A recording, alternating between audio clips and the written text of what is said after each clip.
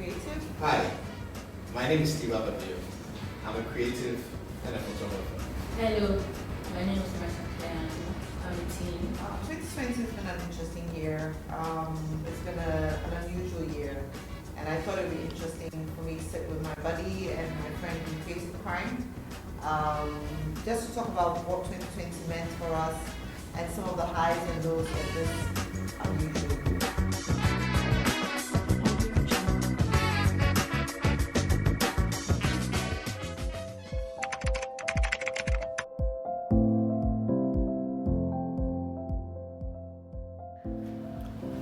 I don't know if it was. I guess so. What it meant was that for the first few months, I mean, everybody was at home, and of course, everybody being at home means that you get some conflicts here and there. You know, people getting into other people's faces and all of that. But I think it was also an opportunity to pretty much learn to get along with each other, you know, at that age, because the children are all teenagers.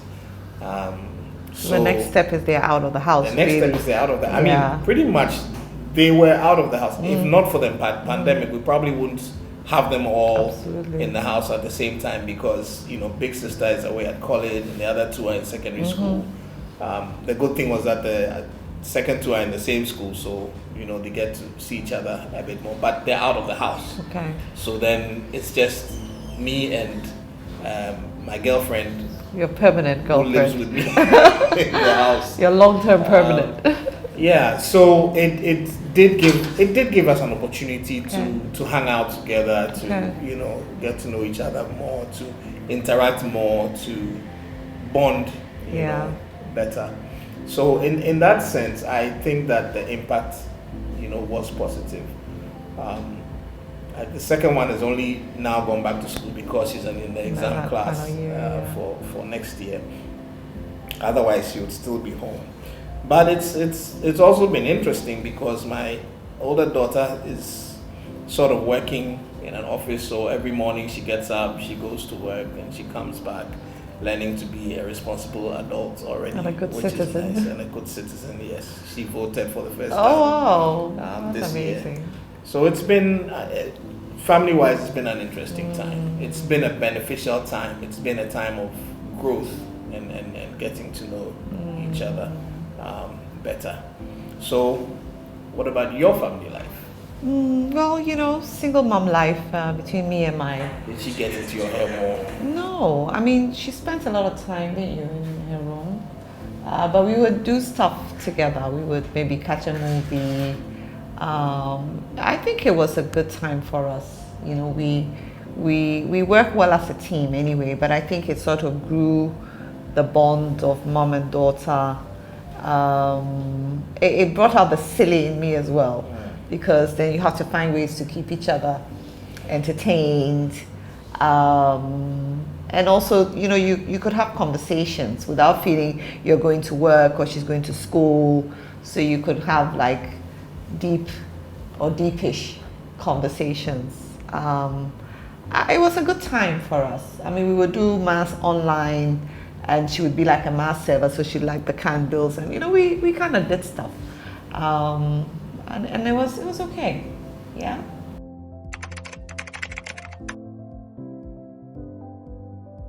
I looked at the pandemic from this point. I told my friends that the pandemic was it was God telling us that we needed to change our ways. That's how I saw it, because I realized that as everybody was at home, a lot of things were changing. Like the air was clearer, the streets weren't as filthy. I mean, we'd go for walks on Sunday and you wouldn't see as much rubbish in the streets because people were stuck at home and they couldn't really go out. Whereas if we were in normal times, people would go out, people would pollute the air with their cars, people would throw rubbish around. So I looked at it as like, this is God's way of telling us that we need to change. And if we do not change, then there are going to be serious repercussions. So that's how I looked at it. But I mean, since we were not going to mass physically and we're doing it at home, and I know we had a conversation on Sunday where you said to me that you think people are less religious And more spiritual. You know, what did you mean by that? So I realized something, and I think it's good. I've realized that people are no longer, I don't know how to put it, but just following like the rules of the Christian church. They're not just doing it because their pastor told them to do it or they want to go to heaven. They are doing it because they understand that they need to do it in order to have a closer relationship with God. So I think people are becoming more spiritual, and people are realizing that their so-called pastors are not God. They are not the person that will judge them at the end of time. So I think people are allowing themselves to be opening up themselves to the Spirit and allowing the Spirit to guide them and control them. And like, where if you were focusing on religion itself, what your pastor says or what your priest says is what you will do, because you think that the priest is the man of God.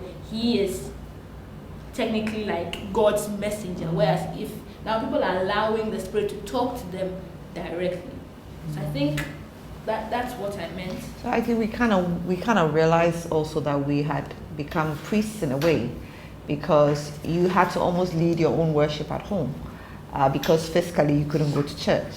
So I think that also gave us a certain closeness or a certain realization that we also have the capacity to get close to God.